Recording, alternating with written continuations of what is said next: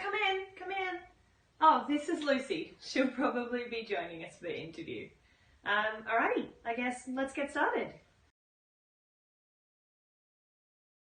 So my current work is a photographic endeavour called Every Time I've Cried. Over the past year, every time I've shed a tear, I've turned the camera on myself to document the experience. And to kind of question why some emotions are deemed socially acceptable and some aren't.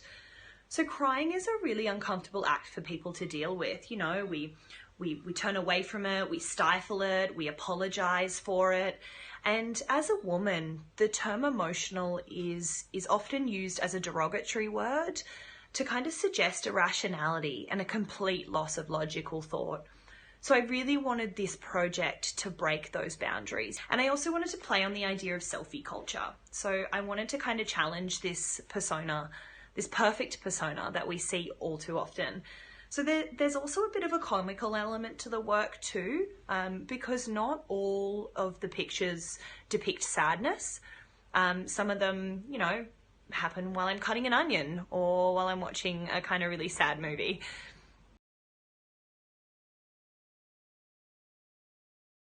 I have a list.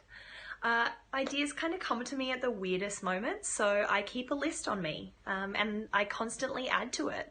So I started the list at the beginning of my degree, so it's pretty long now, but I always come back to it when I need kind of inspiration or when I want to start something new or have the time to start something new.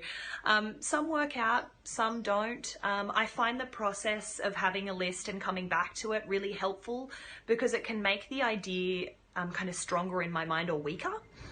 And kind of for me, the process of creating work really lends itself to new ideas, to other tangents for the work to follow. So yeah, it's my list.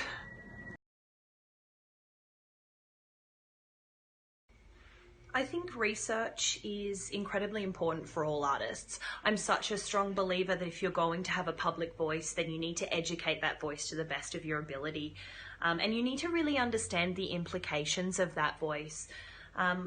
So I use a lot of methods of research. I use online articles, journal articles, books, exhibitions, artist talks.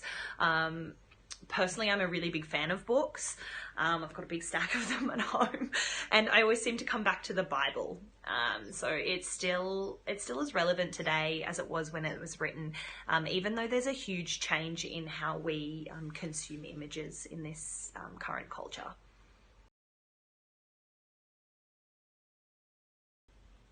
I guess it depends on the definition of problem, you know?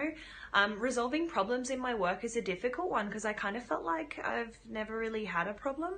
To me, it's all part of the process, you know? When I hit a block, I guess, with the work, I generally find it really beneficial to leave it for a while, you know, go away, come back. I tend to always find that the idea will come to me, you know, the problem will resolve itself with a conversation with someone or something I read or something I see online, in the media. And I guess it's like that aha moment that I really enjoy as an artist.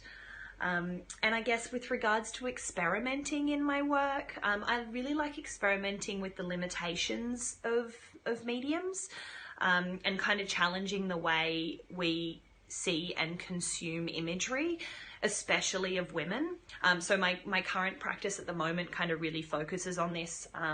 I find I'm focusing on the nature of Instagram and the phone as a tool of expression. And I guess my current work is a really good example of this.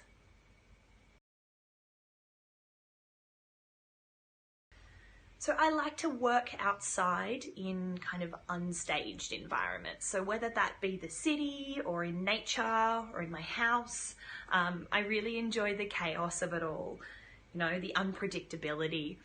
And I like that I can go to these places one day and the next day they'll be completely different, you know, the light, the scenery, the atmosphere. It's exciting.